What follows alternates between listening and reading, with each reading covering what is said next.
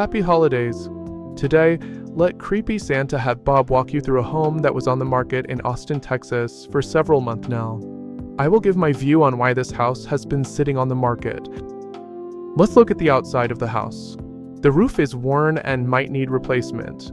The front bush do provide some privacy, but is a bit messy and would require maintenance. The outside of the house is painted in black and white, which is a popular choice for recent updates. The steps and patio floor have been refreshed with paint.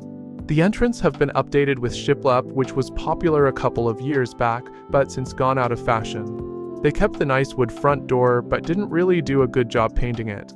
New updated kitchen, nothing fancy, with basic stainless appliances and cabinets. It is odd that they choose to finish the edge like this. Maybe didn't want to make the extra cut? Also, the 45-degree cut on the countertop to allow the door to open seems out of nowhere as well.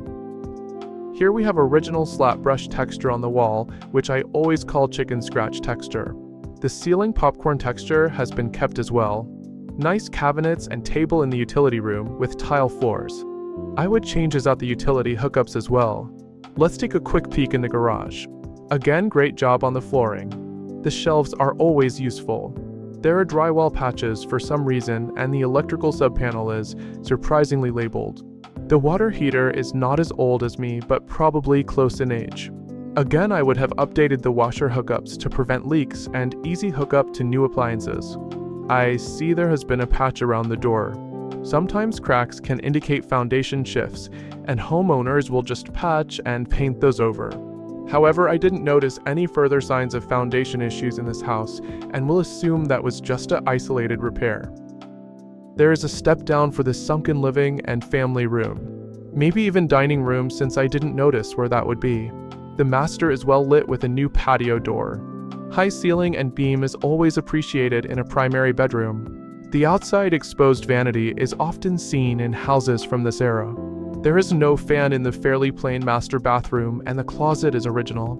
The high ceiling in the living area is very nice. However, I am not a fan of the painted fireplace.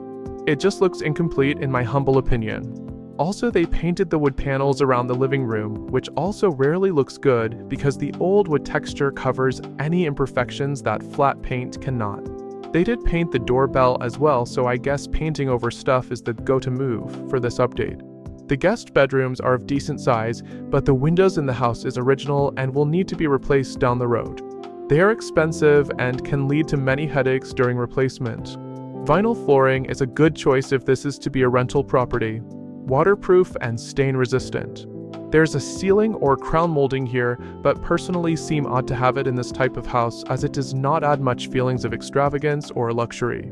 And of course there's the large yard, which has a lot of elevation. The guest bathroom has been updated with, let's just say, a dated look for today.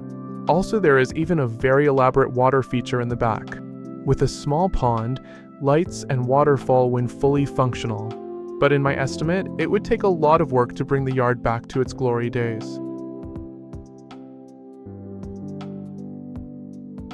This 1,400 square foot house has 3 bedrooms and 2 bathrooms. It is now almost 100 days on market and has dropped price 3 times so far, which was average to start with for the neighborhood. I think this is a typical example of a house that is stuck in between buyer groups.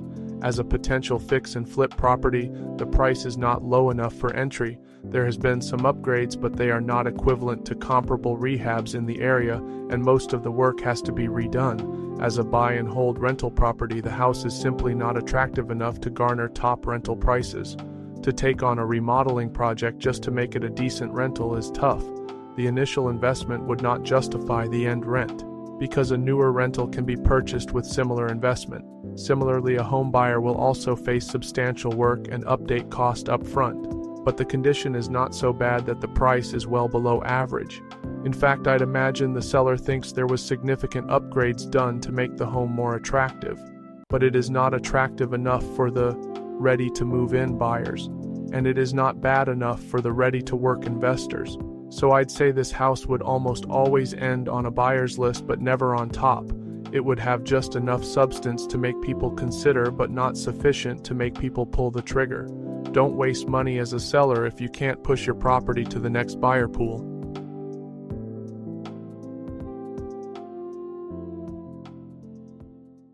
Thanks for watching. Merry Christmas and Happy New Year. Don't forget to comment, like, and subscribe.